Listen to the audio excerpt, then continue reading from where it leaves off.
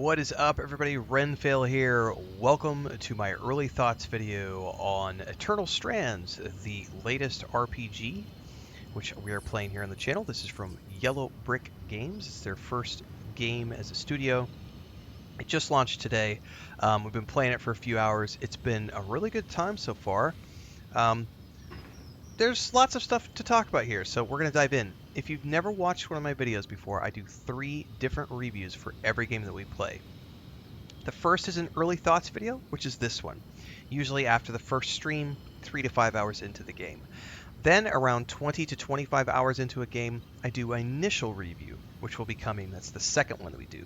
And eventually I do the third and final review, which is when I finish the game, and any final thoughts that I have about the game get put out there. So it's a pretty in-depth process that takes time, and in between that, we live stream the game every single day. We're playing at around 6 a.m. Central on YouTube and Twitch. We multi-stream in both places, so you can watch where you prefer, get the best out of it as we play this game. So, let me move this window over here and talk about this game a little bit.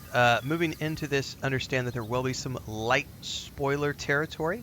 I will try to do spoiler-free, but we will have to talk about a few things just to cover it. So, when I say light spoiler, it'll be like things like, we have a camp and there are NPCs in the camp. I won't be spoiling any spoiler stuff. So, essentially, this is a action-adventure RPG that kind of has a little bit of like Kingdoms of Amalur, a little bit of Shadows of the Colossus. I see a little bit of Enshrouded in it as well. It is a little rough around the edges. This is an indie game. It's available on Game Pass right now, but you can also get it for, I think, for around $40 US, $50 Canadian, everywhere. PlayStation, Xbox, Epic Game Store, Steam. I think we said yesterday in their, we saw on their Steam page, they said it's even Steam Deck, but it hasn't been verified yet. You can play it there. So let me duck out here really quick. What's that? Well, actually, before I do that, your camp here is the basically you're going to be coming back here every time you do a mission. And in between missions, what you're going to be working on is upgrading all of these crafting stations here with all of these NPCs, because they all do different things. Like you can get potions made, you can get armor and weapons made, you can get lore information over here. Matter of fact, yeah, we can compile the lore for some details here. And then there's your tent. And then over down here is the Loom Gate, which is the source of the fast travel for where you will be going and exploring out and around in the world. So right now this is our camp that we're actually at, and if we wanted to head out from here into one of the areas that we've unlocked, we could go to Glintwood Hollow, which is what we showed off in the demo. We already played this a little bit, did my first impressions video, then played the demo, now we're streaming it. And then there's Dredger's Mire, which is the new area that we just unlocked at the end of the stream that we just wrapped up a little bit before, like about 5 minutes before I stopped to record this video. I'm not quite sure how big the game is. I've seen some people who played through early review copies saying that it's between 20 and 40 hours long, depending on your play style. I'm playing it on easy mode, and I'm not trying to have conversations with every single NPC, and I'm not trying to do full clears of all the zones. So honestly, I'm kind of expecting a shorter run through for my first playthrough, which I'm totally fine with that.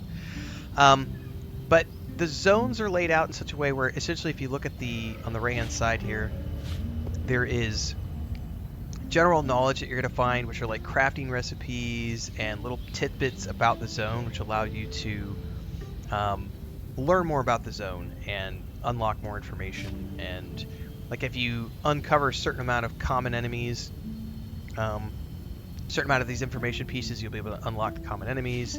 Get 8 of these for the resources. We've taken out an arc, which is a pretty epic, that's like the Shadow of Colossus style combat where you're climbing these giant monsters and like peeling parts of their armor back to destroy them. It's quite fun. We've done 2 of them now. There is apparently a weather system, which they've talked about. I was given a tutorial about, but I don't quite understand how that all works yet. That'll probably be something that we talk about a little bit more as I get into the initial review once I've learned more about the game. But essentially, you're going out into these zones, and for the sake of showing you... Oh, by the way, everything is climbable, and pretty much everything is destructible. we'll get to that here in a second. I want to go out to one of the zones and show you. So let's go to the zone. Let's go to Glenwood Hollow because that's where we did the demo. So we've kind of already showed some of this stuff off. In order to unlock these fast travel points, that's kind of part of it's the slight spoiler territory. You do have to progress the story a little bit to get to these, and then you find them throughout the zones. So once you get in here, you start off the game. You have 3 different types of weapons represented on the right-hand side. You're going to have your sword and shield, you're going to have a bow, and then I just made a 2-handed weapon, which I haven't used yet, so I want to actually try to use that. So we're going to bring that out and hopefully use that in some combat here. Oh yeah. It's pretty slow, but that's also pretty awesome. Everything in the world is destructible, essentially, from these resources to trees and, of course, objects and NPCs. You notice I have a stamina pool. That'll take me some time to chop down that tree. We can come over here and like destroy these things as well.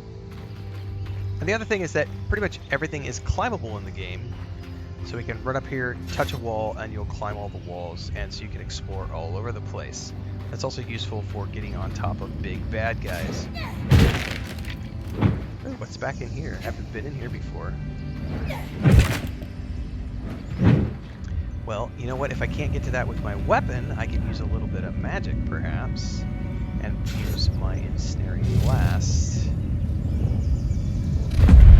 to blow that up.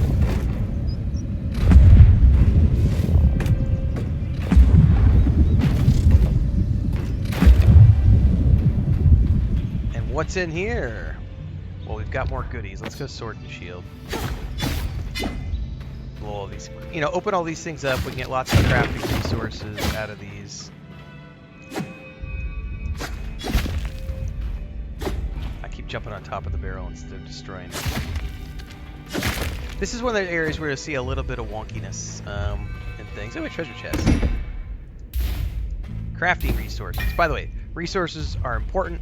There's lots of cool stuff about resources, which we'll talk about here in a minute. This is something, I don't know what this is for. I'm assuming I'm going to need something to open up that door, and there's going to be something that has to do with this perhaps, and I don't know what any of this is yet, so we're going to get out of here because I don't know what this is all for. These are big areas. Everything can be explored. There's lots of mobs and enemies to fight. There's some archers down there. There's wolves that run around.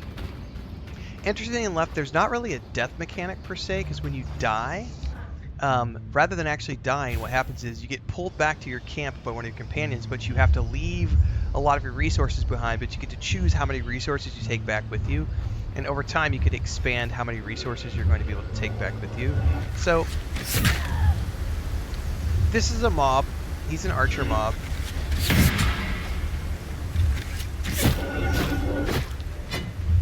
Now, I just yeeted him down to the bottom of the cliff, and he died, so we can follow him down. Grab this hard leather, and then say, okay, let's go back up the top there, because I don't actually want to be down here.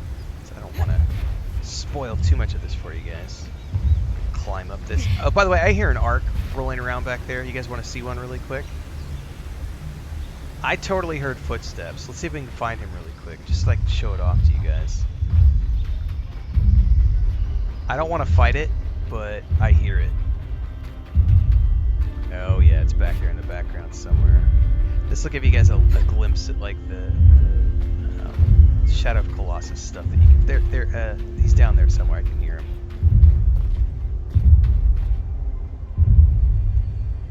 There he is.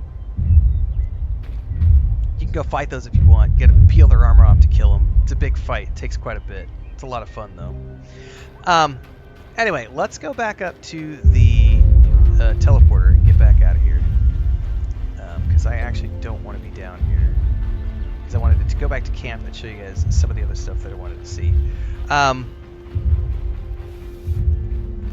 Except I got lost and turned around. I don't want to fight him.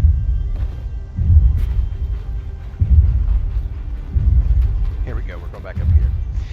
Because every time you do, basically you're coming out here and you're finding resources, and then you're taking these resources back to camp. Every time you go back to camp, it automatically deposits resources in your tent. There is limited inventory space, but you can expand that inventory space by upgrading the stuff at your camp. That part of it kind of reminds me a little bit of like Red Dead Redemption 2, because you get to upgrade all the various parts of your camp to be able to craft better weapons and stuff. Quick commercial break, everyone, to celebrate and give thanks to all of these amazing people who keep me on the air full time. Really appreciate the support. All you got to do is join as a member. You get access to private videos. You can also do super thanks on any upload or super chats and stickers on any live stream or premiere you see. And beyond that, don't forget we're multi-streaming over on Twitch now, so you can support over there as well. Thanks so much to everybody. Let's get back to the video at hand.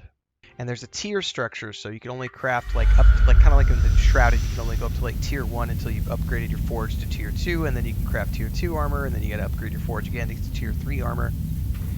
And then there's like the difference between like crafting materials, which you use to upgrade your stations, but then there's also a pretty in-depth crafting system where you're not only crafting items, you're also upgrading items, so you can reforge, which allows you to take existing items and make them better by changing the materials out. But you can also upgrade the equipment by taking something, but I have to get the forge upgraded to be able to do this. But I could go to my bow right now, and I can't actually do my bow because I don't have enough softwood or cotton at the moment to do it. But then there's like, you know, reforging things entirely, but then there's also crafting new things. Like I have this recipe for this mask, which I can't make yet, but then I also have a recipe for this opportunist cuirass. Ooh, I can actually make this now, can't I? Well, let's make something to show you how this works really quick. So look at the green and red. That's going to be the stats that it modifies. Different materials have different stats. They also change the color of your gear, which is pretty cool. So we're going to do that. We're going to take a forged resource. I'm going to take steel. We're going to take a woven resource. Essentially, I only have the Iridian wool. And then we do a carved resource.